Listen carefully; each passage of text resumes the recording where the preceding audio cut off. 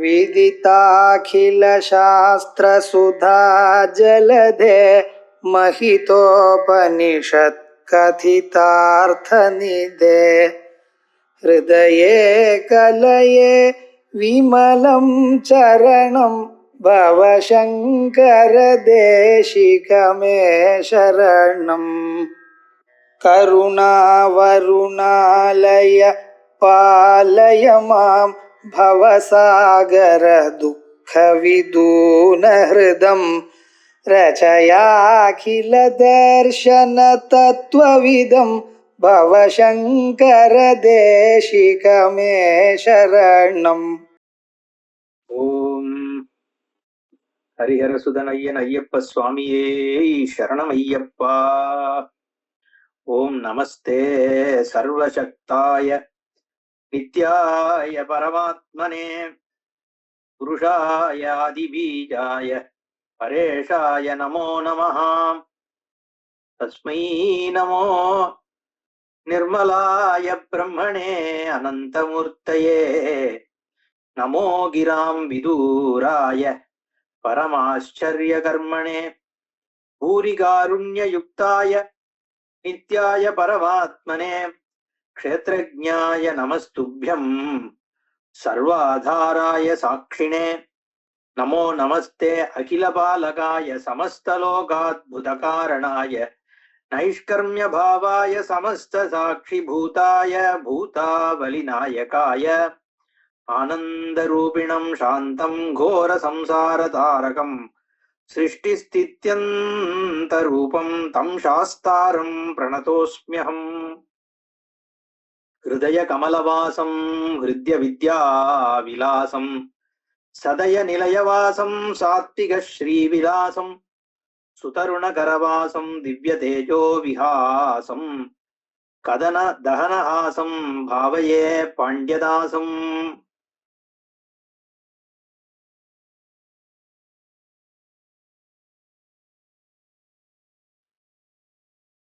மகிஷாசுரனை வதம் பண்றதுக்காக தெய்வங்கள் எல்லாம் சேர்ந்து அம்பாளுக்கு சக்தியோடு ஆயுதங்களையும் கொடுத்தார்கள் என்று பார்த்தோம். அந்த சர்வ தேஜோமயமான தேவியானவள் ஆனந்த ஸ்வரூபமாக பிரகாசஸ்வரூபமாக விளங்குற அம்பாள். ரொம்ப சம்க்ஷேபமாக அம்பாள் மகிஷாசுரனை வதம் பண்ணா அப்படின்னு நேத்திக்கு முடியிற டயத்துல டக்குன்னு பார்த்தோம். அதுல இன்னும் கொஞ்சம் விஸ்தாரம் பண்ண வேண்டியிருக்கு. அதுக்கு முன்னாடி இந்த கரம்பனுடைய பத்தினியானவள் மகிஷாசுரனை பெற்றான்னு சொன்னோம். அதுக்கப்புறமும் கர்ப்பவதியாக இருந்தாள் அப்படின்னு சொன்னோம். அந்த வாரிசு இரண்டாவது வாரிசாக ஒரு பெண் குழந்தை பிறக்கிறது. அவளுக்கு கரம்பிகை என்று பெயர். அதுக்கப்புறம்தான் அந்த உடன்கட்டை ஏறி 3 பேருடைய தேகத்திலிருந்து உற்பத்தியான ரக்தபீஜன் என்கின்ற ராட்சசன் உருவானான்றதையும் பார்த்தோம். ஆக இந்த விற்த்தாந்தத்துல 3 விதமான ராட்சசர்கள் உருவாரா. ஒண்ணு மகிஷாசுரன், 2வது கரம்பிகை, அவள்தான் மகிஷி என்கின்ற பெயரோடு பின்னாடி சாஸ்தாவானவர் வதம் பண்றார். 3வதாக ரக்தபீஜன். இவாள் 2 பேரையும் அம்பாள் தேவியானவள் வதம் பண்றார். அந்த தேவியானவள் தேஜஸ்வரூபிணியாக ரொம்ப யௌவனத்தோடு வரா. 18 கைகளோடு அம்பிகை இருக்கா. மகாவிஷ்ணு, பரமேஸ்வரன், மற்ற தேவதைகள் எல்லாம் அந்த அம்பாளுக்கு ஆயுதங்களை கொடுக்கிறா. அம்பாள் ஒரு சிம்மவாகினியாக இருக்கா.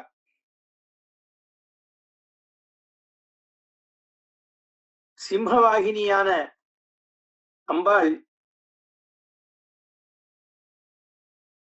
விந்திய பர்வதத்துல ஏறி உட்கார்ந்துட்டு இருக்கா அம்பாள். அப்போ அவளை பார்க்கறதுக்கு 2 ராட்சசர்கள் வராங்க. வந்து பார்த்துட்டு போய் மகிஷாசுரன்ட்ட போய் அம்பாளுடைய சௌந்தரியத்தை, சண்டிகையாகிய தேவி சௌந்தரியம் எப்படி இருக்கு, அழகு எப்படி இருக்குன்னு வர்ணிக்கவும், துந்துவி என்கின்ற அரக்கன் போய் அம்பாளை போய் பார்க்கறான், தூது போறான். இவன் அனுப்பி வைக்கிறான். மகிஷாசுரன் போய் நீ போய் அவளை பார்த்துட்டு வான்னு அனுப்பின உடனே அவ கூப்பிட்டு மகிஷாசுரனுடைய அழைப்ப நான் ஏத்துக்கிறேன். ஏன்னா மகிஷன் என்ன சொல்லி அனுப்புறான்னா, நீ என்னுடைய பத்தினியாகணும்னு சொல்லி அனுப்புறான். அம்பாள் சொல்றா, எங்க குலத்துல ஒரு வழக்கம் இருக்கு, என்னை யாரு ஜெயிக்கிறாளோ அவளுக்குதான் நான் பத்தினியாவேன். மகிஷாசுரன் உடனே படையை எடுத்துட்டு வந்துடுறான். சண்டிகா தேவியோட போர் புரியறதுக்காக படைகளை எடுத்துட்டு மகிஷாசுரன் வரவும் முதல்ல அந்த படைகள் அனுப்புறான். படைகள் அம்பாளை எதிர்க்க முடியல, எல்லாரையும் வதம் பண்ணிடுறா. 18 கரங்களோடு ஆயுதங்களோடு அம்பாள் வதம் பண்ணவும் சிம்ம வாகனத்தில் இருக்கக்கூடிய தேவியானவள் உக்கிரமாக போர் புரியறா. அத்தனை ஆயுதங்களையும் ஒரே சமயத்துல 18 கைகளாலையும் வருகின்ற அத்தனை ராட்சசர்கள், அம்புகள் எல்லாவற்றையும் துவம்சம் பண்றா அம்பாள். கடைசியாக மகிஷாசுரன் தானே யுத்தத்துக்கு வரான். அவன் சிம்மமாக, மத யானையாக, இப்படி மாயா யுத்தம் ஒன்று ஒன்றாக மாறி மாறி மாறி யுத்தம் பண்றான். பயங்கரமான கோரமான யுத்தம் நடக்கிறது அம்பாளோட. கடைசியாக எரும வடிவிலேயே திருப்பி வரான் மகிஷன். அப்போ சக்கராயுதத்தை பிரயோகித்து அவனை வதம் பண்றா அம்பாள். சில புராணங்கள்ல காலால உதைச்சே வதம் பண்றா அப்படின்னு இருக்கு. அப்படி அம்பாள் வதம் பண்ணி உலகத்தை காப்பாத்துறா. உடனே தேவர்கள் எல்லாம் பூச்சொரிய ரொம்ப ஆனந்தப்படுறா. இதுக்கப்புறம் மகிஷாசுரன் வதைக்கப்பட்டான் அப்படின்னதுக்கு அப்புறம் நம்ம கம்பாசுரனோட பொண்ணு இருக்காளே அந்த கரம்பிகா ரொம்ப துக்கப்படுறா. இது என்னடா அது, சகோதரனை இப்படி வதம் பண்ணிட்டாளேன்னு. உடனே அவ சுக்கராச்சாரியார்கிட்ட போய் தன்னுடைய துக்கத்தை வெளிப்படுத்துறா. அவர் கரம்பிகையை பார்த்து சொல்றார், உனக்கு வல்லமை தேவை, நீ இதுக்கு ஒரே வழி தபஸ் பண்றதுதான். உன்னுடைய தவத்தால மட்டும்தான் தேவர்களை ஜெயிக்க முடியும். அதனால நீ அதை பண்ணு. அந்த மகிஷமுகி, ஏன்னா அவளுடைய முகமும் மகிஷம் மாதிரி இருக்கு, மகிஷமுகின்னு உனக்கு பெயர் சூட்டுறேன் என்று சொல்லி அவளுக்கு உபதேசங்கள்லாம் பண்ணி மந்திரங்களை சொல்லி அனுப்பி வச்சார். அந்த கரம்பகையான மகிஷமுகின்றவள் இமயமலைக்கு வந்து பிரம்மாவை நோக்கி தபஸ் பண்றார். ஒத்த கால்ல நின்று கடுமையான தபஸ் தவம் பண்ணும் பொழுது எப்படி அவளுடைய தந்தையான ரம்பகன் அவன் எப்படி தபஸ் பண்ணானோ கரம்பகனும் தபஸ் பண்ணான். 2 பேரும் கோரமான தபஸ் பண்ணா. அதே மாதிரி இவளும் தபஸ் பண்றா. வெகு நாட்களாகியும் பிரம்மா வரவே இல்லை, எதிர்க்க அவள் முன்னாடி தோன்றல. இதுக்கு மேல பொறுக்க முடியாதுன்னு சொல்லி அவளும் தன்னுடைய தேகத்தை அக்னியில நீத்திடலாம் என்று சொல்லி அக்னிய வந்து ஏத்தரா. உடனே பிரம்மா வந்துட்டார். வந்து உன்னுடைய தவத்தை பார்த்து ரொம்ப மகிழ்ச்சி அடைகிறேன், உனக்கு என்ன வரம் வேணும்னு கேட்கிறார். அவ சொல்றா, எனக்கு மிருத்யு இல்லாத ஒரு தன்மை வேண்டும்னு சொல்றான்.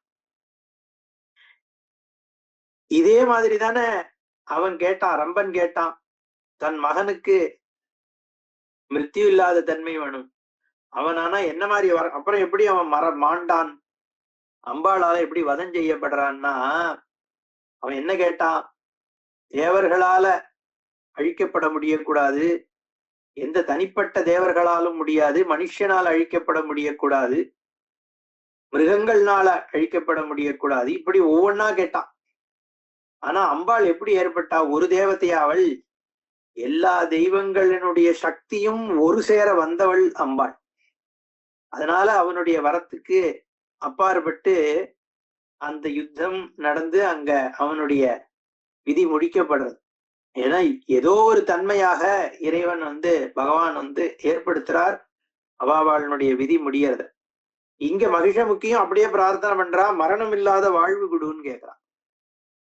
பிரம்மா சொல்றார், விதின்னு சொல்லக்கூடிய எனக்கே மரணம் இருக்கு, 100 கல்பங்கள் தாண்டி எனக்குமே முடிஞ்சு போயிடுறது, அதனால சாகா வரம்னு தர முடியாது, தனிப்பட்ட முறையில என்ன விதமாக உனக்கு மரணம் இருக்கக்கூடாதுன்னு வேணா கேள் அப்படின்னு சொன்ன உடனே மகிஷமுக்கி என்ன பண்றா, பூமியால எனக்கு மரணம் ஏற்படக்கூடாது, கல்லுனால ஏற்படக்கூடாது, மரத்தினால ஏற்படக்கூடாது, வாயுனால ஏற்படக்கூடாது, நீர்னால ஏற்படக்கூடாது, அக்னினால ஏற்படக்கூடாது, 2 ஆண் பெண் சேர்ந்து அவர்களால் ஏற்படக்கூடிய குழந்தையினால எனக்கு மரணம் ஏற்படக்கூடாது, அந்த மாதிரி ஏற்பட்டு ஒரு தேவதைகள் சேர்க்கையினால ஏற்பட்ட புத்திரன் ஏற்படக்கூடாது, மனுஷன் ஒரு ஸ்திரீ புருஷாளுக்கு ஏற்பட்ட குழந்தைனா, இப்படி எல்லா விதமான குழந்தைகள், எல்லா விதமான மிருகங்கள், எல்லா விதமான இயற்கைகள் அத்தனையும் எக்ஸ்க்ளூட் பண்ணிட்டான்.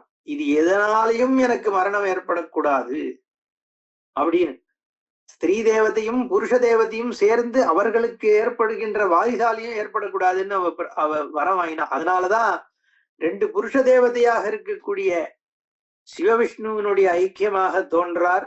தர்மசாஸ்திர தாத்பரியமாக ஒரு அர்த்தம் இருக்கு. இங்க பௌராணிகமான விஷயமாக பார்க்கும் பொழுது இப்படி அவள் கரம்பிகையானவள், மகிஷமுக்கியானவள் பலவிதமாக எப்படியெல்லாம் தனக்கு மிருத்யு வரக்கூடாதோ அதையெல்லாம் தன்னால எப்படி எல்லாம் நினைக்க முடியுமோ மிருத்யு ஏற்படும், இயற்கைனாலேயோ இல்ல மிருகங்கள்னாலேயோ பட்சிகள்னாலேயோ மனிதர்கள்னாலேயோ தேவர்கள்னாலேயோ எப்படி இருந்தாலும் அவர்களுடைய சேர்க்கை, ஒரு ஆண் பெண் சேர்க்கையில பிறக்கக்கூடிய எந்த குழந்தையினாலையும் ஆப்பிடாதுன்னு வாங்கிட்டா. அப்படி ஒரு வரம் வாங்கின உடனே சரின்னு கொடுத்துட்டார் அவர். அது மட்டும் இல்லாமல் இன்னும் என்ன கேட்டான்னா, நான் இந்திரன் முதலான தேவதைகள் எல்லாத்தையும் நான் ஜெயிக்கணும், என்னையே எல்லாரும் தேவியாக போற்றணும், அதே மாதிரி எனக்கு எப்ப தேவையோ அப்ப என்னுடைய சரீர ரோமங்கள் இருந்து என்னை போன்ற மகிஷமுகி படை ஒரு முடிக்கு ஒரு துவாரத்தின் உடம்புல இருக்க ஒரு துவாரத்தின் வழியாக ஒரு மகிஷமுகி தோன்றும் அளவிற்கு ஒரு பெரிய படைய ஏற்படுத்தக்கூடிய ஒரு வல்லமை எனக்கு வரணும் அப்படின்னு எல்லாம் மகிஷமுகி பிரார்த்தனை பண்றா. அப்படியே ஆகட்டும்னுட்டார் பிரம்மா. உடனே இவளுக்கு கர்வம் வந்துடுத்து, என்னால என்னை யாரும் இதுக்கப்புறம் அழிக்கவும் முடியாது, இப்பேற்பட்ட படை எனக்கு கோடிக்கணக்கான மகிழ்ச்சிகள், எவ்வளவு ரோமம் இருக்கோ அது அத்தனை மகிழ்ச்சிகள் அவளுக்கு ஏற்பட்டுறா. அப்படி ஒரு பெரிய படையோடும் சக்தியோடும் இருக்கக்கூடிய அவள் இந்திரலோகத்திற்கு போறா. பெரிய படையை எடுத்துட்டு கர்ஜனை பண்ணிட்டு போய் இந்திரனை கத்தி கூப்பிடுறா. ரே ரே தேவாதமாயூயம் சக்தாச்சேத் சம்யுகே மயா சங்கச்சத்வம் காலபுரீம் பிராபயிஷ்யாமி தக்ஷணாத் நிர்தயா பாலிஷாயுஷ்மத் வாசா சண்டிகயா ஹதஹ மத்சோதரோ மகாவீர்யஹ சம்யுகே மகிஷாசுரஹா. ஏ தேவர்களே, உங்களால என்ன அநியாயம் நடந்தது?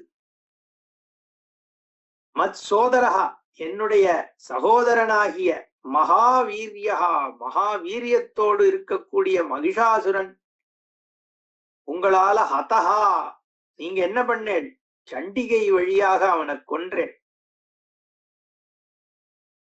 அவன் சாமானிய ஆளா? அவனை நீங்க யாரையோ ஏவி கொன்னுட்டேள்.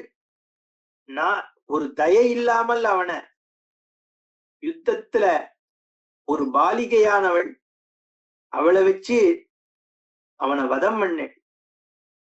ஆனா இப்ப வாங்கோ என்கிட்ட, தேவ அதமர்கள் நீங்கள்லாம், தேவ அதமா யூயம், உங்களுக்கு சக்தி இருக்கா? சக்தாச்சேது மயா சம்யுகே சங்கச்சத்துவம், அனுப்புங்கோ, யார வேணா அனுப்புங்கோ.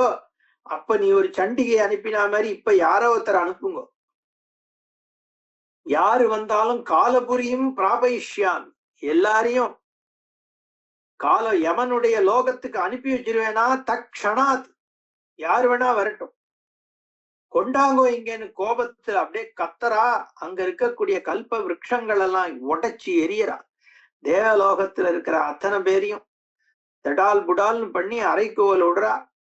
உங்களோட சுகபோகங்கள் வாழ்க்கை முடிஞ்சு போயிடுத்து. நீங்க தேவர்களுடைய உங்களுடைய ஒரு சக்தி உலகத்தை ஆண்டுன்னு இருக்கேல, எல்லாம் இதோட முடிஞ்சு. வாங்கோ, யாரு வேணா வாங்கோ என்கிட்டேன்னு ஒரே சத்தம். உடனே தேவர்களுக்கு மகா கோபம். இந்திரன் என்ன பண்றான்? வாங்கடா எல்லாரும், இதோ இவள் என்ன பேசுறா, முடிச்சுடலான்னு சொல்லிட்டு கிளம்பிட்டான். எல்லாரையும் பிரகஸ்பதியான குருவானவர் நிறுத்துறார். இருப்பா, ஒத்தி இந்த மாதிரி சத்தம் போடுறான்னா உடனே தடால்னு கத்தியை தூக்கின்னு கிளம்பிடக்கூடாது, யோசிக்கணும் என்ன சக்தி இருக்குன்னு. வாலிய பார்த்து சுக்ரீவன் அரைக்கோவல் விடுறா, ராமர் பின்னாடி நிக்கிறான்ற தைரியத்துல. அப்போ வாலியினுடைய பத்தினி சொல்றா, உங்ககிட்ட இப்படி தோத்த சுக்ரீவன் தைரியமாக இன்னைக்கு கூப்பிடுறான்னா ஏதோ விஷயம் இருக்கு, அவசரப்படாதீங்கன்னு சொல்றா. அந்த மாதிரி இந்த இடத்துல பிரகஸ்பதியானவர் தேவர்களுடைய குரு இல்லையா? அப்ப சரியான நேரத்துல அவளை தடுக்கிறார். அவசரப்படாதீங்கப்பா, இவள் சாமான்யமான ஆள் இல்ல, நீ பாட்டு தைரியமா ஓடிடாது. அவ ஒரு தவ சக்தியோட இருக்கா, உங்களால அவளை கொல்ல முடியாது, அதுக்கான வரம் அவர்கிட்ட இருக்கு. இப்ப அவள்கிட்ட நீங்க போர் பண்ணேன்னா அவதான் ஜெயிப்பா. இன்னும் உங்கள்கிட்ட நிறைய பேரோட உயிர் போயிடும். அதனால காலம் வர்ற வரைக்கும் பொறுத்து இருக்கிறது தான் புத்திசாலித்தனம். இருந்தாலும் தள்ளி வாங்கோ, இப்போதைக்கு அவகிட்ட போக வேண்டாம். அவ பாட்டு ஏதோ சத்தத்தை போட்டுட்டு இருக்கிறத உடைச்சிட்டு போயிட்டோம். நீங்க எல்லாம் ஒளிஞ்சுண்டு சரியான காலத்தை நோக்கி இருங்கோ. ஆனா அதுக்கு முன்னாடி இந்த மகிஷமுகி யாருங்கிற விஷயத்த உங்களுக்கு சொல்றேன், நன்னா கேட்டுக்கோங்கோ. ரொம்ப காலத்துக்கு முன்னாடி நடந்தது. ரொம்ப தீமை ஜாஸ்தியா இருந்த காலம். மக்கள்கிட்ட ஞானம் இல்லாமல் அஞ்ஞானம் அதிகமாக இருந்தது, தீமை நிறைய இருந்தது. அந்த சமயத்துல பிரம்மா விஷ்ணு மகேஸ்வரன் இந்த லோகத்தினுடைய சிருஷ்டி ஸ்திதி சம்ஹாரம் பண்ணக்கூடிய மும்மூர்த்திகளும்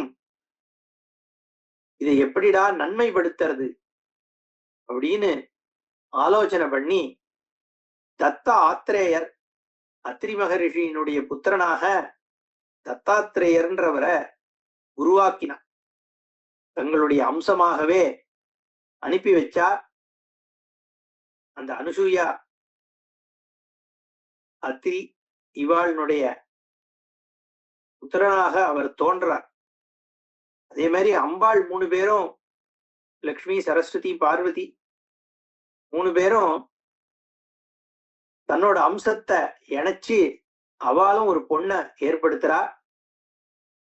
அப்போ கால்வர் அப்படிங்கிற ஒரு முனிவரோட புத்திரியாக அந்த பொண்ணு பிறக்கிறா. அவளுக்கு லீலா என்று ஒரு பெயரை வச்சு அவரை தத்தருக்கு கல்யாணம் பண்ணி வைக்கிறார். 2 பேரும் சந்தோஷமா வாழறா. அப்போ தத்தாத்திரேயர்னால உலகம் முழுக்க ஞானம் ஏற்பட்டது. அப்போ கார்த்த வீரியார்ஜுனன், பரசுராமர் போன்ற பக்தர்களுக்கெல்லாம் தத்தர் அனுகிரகம் பண்றார், ஞானத்தை உபதேசிக்கிறார். அதுக்கப்புறம் உலகத்துல தர்மம் தழைக்கும் அப்படிங்கிறது நிச்சயமான உடனே அவர் தன்னுடைய அம்ச அந்த ஒரு காரியம் முடிஞ்சு போயிடுத்து. அதனால திருப்பி தன்னோட மூலமான பிரம்மா விஷ்ணு மகேஸ்வரர்கிட்டயே லயத்தை அடையணும் அப்படிங்கிற ஞானத்தோட அவர் எத்தனம் பண்றார். ஆனா அந்த லீலாதேவியான அவள் பத்னி இருக்காளே, அவளுக்கு லௌகீகத்திலேருந்து இன்னும் பற்று போகல. நான் இந்த பூமியிலேயே இன்னும் கொஞ்ச நாள் இருக்கணும், உங்களோடய நான் இன்னும் கொஞ்ச நாள் லௌகீக வாழ்க்கையை அனுபவிக்கணும் அப்படின்னு அவள் நினைக்கிறா. அவ சொல்லவும் சொல்றா, நீங்க அவசரப்பட்டு போயிடப்படாது, இருக்கணும். தத்தரோ மகாஜானி அவர் சொல்றார், ந சாத்வி போகரத்யா தே பூதௌகே திருப்திரஸ்தி வா அந்தகஸ்ய ச சிந்தோஹோ ச நதி விருந்தே வரானனே இந்தனே திருப்திஹி அக்னேஹே ச சிந்த்ய தான் தத்வம் ஆத்மனா தேஹினாம் போக திருப்திஹி து நாஸ்தி புக்த்வாபி குத்ரசித்.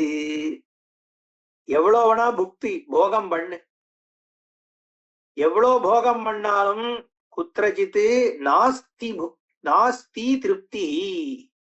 உலகத்துல எத்தனை விதமான சுகங்களை நீ அனுபவிச்சுட்டு போனாலும் திருப்திங்கிறது வராது தேகிகளுக்கு. தேகினாம் போக திருப்தி நாஸ்தி குத்ரஜித் புக்த்வாபி. எப்படி பண்ணாலும் எவ்வளோ போகங்களை அனுபவிச்சாலும் திருப்திங்கிறது மனுஷனுக்கு வர முடியாது. ந சாத்வி போகரத்யா தே பூதௌகே திருப்தி அஸ்தி அந்தகஸ்ய திருப்தி. அந்தகன்னா யமன். பூதௌகே ந திருப்தி அந்தகஸ்ய. எத்தனை உயிரை எடுத்தாலும் யம தர்மராஜாவுக்கு திருப்தி ஆகாது. கோவிட் வந்தது, அத்தனை உயிர் போச்சுது, போரும் திருப்தி அப்படின்னு நிறுத்திட்டாரா, அடுத்தது ஏதாவது ஒண்ணு வரும். சைக்ளோன் வருது, அது வருது, தினமும் ஆளை எடுத்துட்டே போயிட்டே இருக்கார். எத்தனை யுகாந்தரங்களாக நடந்துட்டு இருக்கு. அந்தகஸ்ய ந திருப்தி. யமனுக்கு திருப்தி கிடையாது. சிந்தோஹோச்ச நதி விருந்தே. எத்தனை நதிகள் சேர்ந்தாலும் கடலுக்கு திருப்தியே கிடையாது. கங்கை பாட்டு தண்ணி அடிச்சுன்னு சேர்றது, யமுனை சேர்றது, அப்புறம் அங்க பிரம்மபுத்திரா சேருது, கடல்ல சேர்றது நதிகள் எல்லாம் சேர்ந்துட்டே இருக்கு, போறலையே திருப்தி கிடையாது. கடலுக்கு எத்தனை நதி வந்தாலும் திருப்தி கிடையாது. இந்தனே திருப்தி அக்னேஹேச்சா. அக்னி இருக்கே, நெருப்பு, அந்த நெருப்புக்கு எவ்வளோ கட்டைய போட்டாலும் எத்தனை காட்டை போட்டாலும் அதுக்கு திருப்தியே கிடையாது. அதுக்குதான் அதுக்கு அனலகான்னு பேர். அலம்னா போரும்னு அர்த்தம். இதுக்கு போதும்ன்ற நிலையே தன்மையே கிடையாது. எவ்வளவு கொடுத்தாலும் சாப்பிட்டுட்டே இருக்கும் அக்னி. இத மாதிரிதான் ஆத்மனா தத்துவம். புரிஞ்சுக்கோ. சிந்தயந்தி சிந்தியதாம் தத்துவம். இத நன்னா புரிஞ்சுக்கோ. அத மாதிரிதான் இந்த தேகினாம் போக திருப்தி. உடம்பு இருக்கிறவாளுக்கு போகத்துல திருப்தி ஏற்படுறதுங்கிறது கடல் தண்ணி வந்ததுக்கு அப்புறம் போறோம் இதோட அப்படின்னு திருப்தி படுற மாதிரிதான். அதனால இந்த வாழ்க்கையில ஏவம் ஆகர்ணிய இந்த விஷயத்தை கேட்டு போகத்தை தேடாத. ந சாத்வி போகரதி. அதனால நல்லதில்ல போகத்தை தேடுறது. ஏன்னா பாபத்தை கொடுக்கக்கூடியது இந்த போக சுகங்கள். இது நிலையும் கிடையாது. அதுல ஆசை வைக்கிறது நல்லது கிடையாது. ஏன்னா இந்த சுகம்லாம் அற்ப சுகம். ஆத்ம சுகத்தை தேடணும். அதை நீ புரிஞ்சுக்கோ. இந்த உடலும் நிலையானது கிடையாது அப்படின்னு நல்ல விதமாக அவர் உபதேசம் பண்றார். ஆனா அவளால அதை ஏத்துக்க முடியல. அவ சொல்றா, நான் உங்களோட பட்ட மகிழ்ச்சி, எனக்கு இந்த இல்லற வாழ்க்கை இன்னும் திகட்டல. அப்படி இருக்கும் பொழுது நான் உங்க மகிழ்ச்சி என்னை விட்டுட்டு போலாமா? உங்க மகிழ்ச்சி ஆகிய நான் திருப்தி அடையாம உங்களை விட்டு தனியா வாழறது எனக்கு என்ன விதியா? அதனால உங்க மகிழ்ச்சியான என்னோட ஆசைய நிராசையாக்காம என்னோட இருக்கணும். இத நீங்க தான் எங்க கணவர்ன்றதுனால உங்களோட மகிழ்ச்சியான நான் உங்களை நிறுத்தி நிர்பந்தப்படுத்துறதுல ஒண்ணும் தப்பு இல்லையேன்னு திருப்பி திருப்பி மகிழ்ச்சி மகிழ்ச்சி மகிழ்ச்சின்னு சொல்றாளாம். சொன்ன உடனே தத்தாத்திரேயருக்கும் வந்துடுறது. இவ்வளவு உனக்கு நிதானமா சொன்னேன், அதை புரிஞ்சுக்காம இப்படி மகிழ்ச்சி உங்க மகிழ்ச்சி மகிழ்ச்சியை விடலாமான்னு திருப்பி திருப்பி நீ மகிழ்ச்சி மகிழ்ச்சின்னு சொல்லி என்னுடைய நியாயமான ஒரு காரியத்துக்கு இடைஞ்சல் பண்ற, லோக சுகத்துக்கே நீ பிரதானம் கொடுக்கற. அதனால நீ சொன்ன மாதிரி நீ மகிழ்ச்சி, மகிஷம்னா எருமை, மகிழ்ச்சிங்கிறது மனைவிக்கு பெயர், மகிழ்ச்சின்னா பெண் எருமைக்கும் பெயர். அதனால பட்ட மகிழ்ச்சின்னு சொல்றமே ராணிக்கு. அதனால நீ மகிஷமுகி அப்படிங்கிற அசுரகுலத்துல பெறான்னு சாபம் கொடுத்துட்டான்.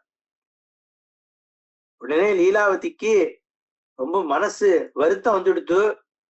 ஆனாலும் புருஷனை பார்த்து புருஷன்டேந்து பிரியறதுக்கும் மனசு இல்ல. அதனால அவ பார்த்தா தானும் ஒரு சாபம் கொடுத்தா தன்னுடைய கணவருக்கு. ஹே நாதா, உங்க சாபத்தினால நான் மகிஷமுக்கியா பிறந்தோன்னா நீங்களும் மகிஷவரனாக அந்த பிறப்புல என்ன விவாகம் பண்ணிண்டு அப்ப நீங்களேதான் என் புருஷனாக இருக்கணும். நான் சுகத்தை தேடுறனே ஒழிய வேற யாரோ ஒருத்தன்ட்டு தேடலையே, என்னுடைய கணவர்கிட்ட தான் நான் தேடுறேன். அப்போ நீர் என்ன ராட்சசியாக மகிழ்ச்சியாக பிறந்து உலக வாழ்க்கையை அனுபவிக்கணும்னா அங்கேயும் நீரே என் கணவனாக வரணும். நான் உங்க சாபத்தை அனுபவிக்க தயார்.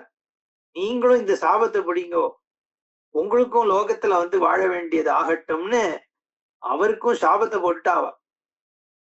ஏவமாகர்ணிய சாபம் சாலீலா கோ பசுச்சாகுலா தாபிதா தாபசஸ்ரேஷ்டம் உஜேயாவதிதः க்ஷிதௌ மகிஷ்யகம் பவிஷ்யாமி மகிஷஸ்த்வம் பவிஷ்யசி தாவது த்வயா புக்த போகாசாபமோக்ஷ சமே பவேத். நான் மகிஷியா பிறக்கிறேன், மகிஷி அகம் பவிஷ்யாமி, நீங்கள் துவம் மகிஷா பவிஷ்யசி, நீங்களும் மகிஷராக பிறப்பேள். தாவது துவயா புக்த போகாசாபம் சாப மோக்ஷம், உங்கள்கிட்ட நான் போகங்களை அனுபவிச்சு உங்களுக்கும் அதுக்கப்புறம் தான் சாப விமோச்சனம் ஏற்படும் அப்படின்னு இவ சாபம் கொடுக்கிறா. சாபம் சா லீலா கோப சுச்சாகுலா, அந்த லீலையானவள் கோபத்தோடு கூட தாபிதா தாபச சிரேஷ்டம், தபஸ்விகள்ல சிரேஷ்டராக இருக்கிறவர்கிட்ட இந்த விஷயத்தை சொல்றாளாம். ஊச்சேயா பதிதா க்ஷிதௌ, அப்படி அவ சாபத்தை கொடுக்கிறா. அந்த தத்தர் இதுவும் ஒரு விதத்துல ஏதோ ஒரு காரணத்தினாலதான் நடக்கிறதுன்னு அதை புரிஞ்சுட்டார். அதனால எதுவும் சொல்லாம அந்தர்தனம் ஆயிட்டார். அவருடைய சாபப்படி இந்த ரிஷிபத்தினியான லீலையானவள் கரம்பாசுரனுடைய மகளாக கரம்பிகாவாக மகிஷமுகத்தினுடன் பிறந்தார் அப்படின்னு இந்த ப்ரஹஸ்பதியானவர் சொல்றார்.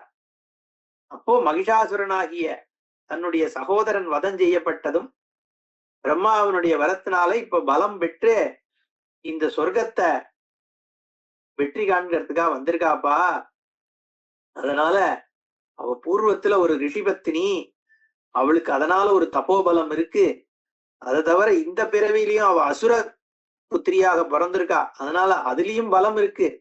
இதை தவிர வரம் வேற வாங்கியிருக்கா.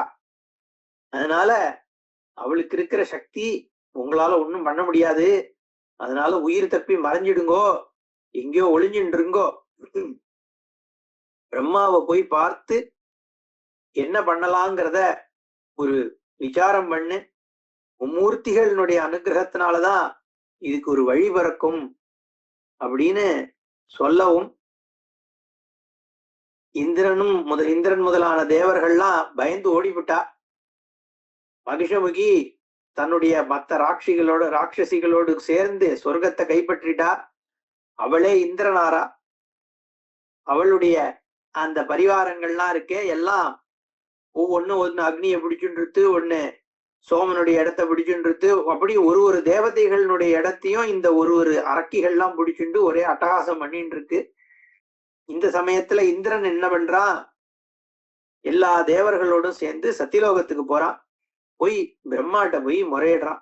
என்ன செய்யறதுன்னு பிரம்மாவும் ஒன்னும் புரியல.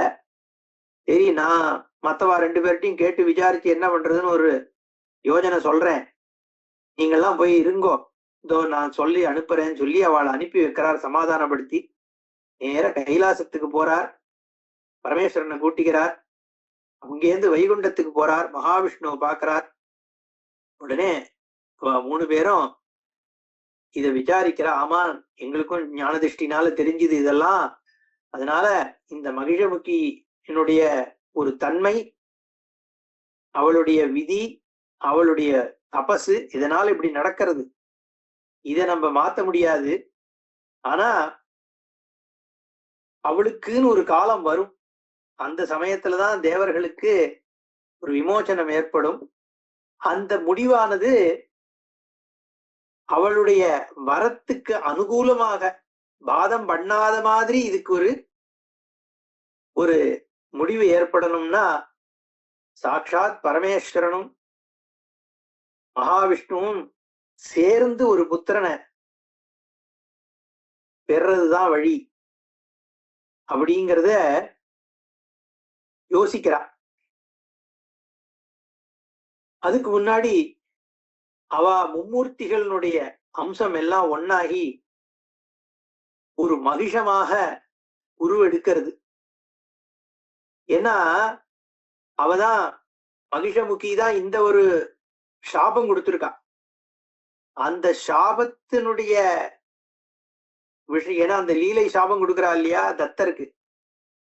அப்போ தத்தாத்திரேயர் சாபம் நீங்கினதுக்கு அப்புறம் தான் மகிஷமுகிக்கு ஒரு முடிவு வர முடியும்.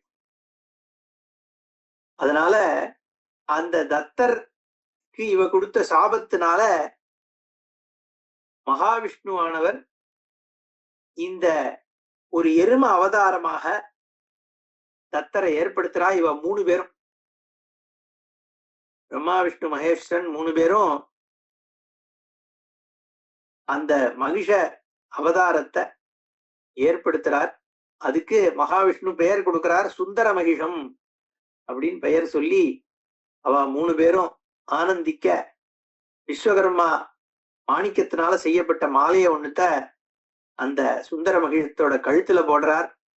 சுந்தர மகிஷமும் மும்மூர்த்திகளையும் நமஸ்காரம் பண்ணிட்டு கிளம்புறார். அப்போ மகாவிஷ்ணு அந்த மகிஷத்துக்கிட்ட சொல்றார், ஏ மகிஷமே, நீ உடனே சொர்க்கலோகத்துக்கு போ, அங்க மகிஷமுகி இருந்துட்டு இருப்போ, தேவலோகத்துல ஆட்சி பண்ணிட்டு இருப்போ, அவள்கிட்ட போய் அவ உன்னை ஆசைப்படுற மாதிரி பண்ணி, ஏன்னா உன்னோட பூர்வ ஜென்ம மனைவிதான், சாமான்யமாகவே அவளுக்கு உன் மேல விருப்பம் வந்துரும். ஏன்னா நீ பூர்வ ஜென்ம புருஷனாக இருக்கிறதுனால, கணவனாக இருக்கிறதுனால அவள் சாதாரணமா உன்னை ஏற்றுப்பா. அவளை எப்படியாவது தந்திரமாக பூமி கழிச்சுட்டு போய் அங்க இருந்துன்று, அப்போ உனக்கு கூட நான் காமதேவனையும் அனுப்புறேன். அப்போ உனக்கு அந்த வாழ்க்கை அவ கூட அமையும். அப்போ பூமியில செய்ய வேண்டிய கடமைகள்லாம் செஞ்சுட்டு சாப விமோசனம் பெற்று இங்க வந்துடலாம் அப்படின்னு சொல்லி அனுப்பி வைக்கிறார். இதுக்கு மேல என்ன ஆறுதுங்கிறத பாப்போம். ஓம் பூர்ணமதః பூர்ணமிதம் பூர்ணாத் பூர்ணமுதச்யதே பூர்ணஸ்ய பூர்ணமாதாய பூர்ணமேவாவசிஷ்யதே. ஓம் சாந்தி சாந்தி சாந்தி.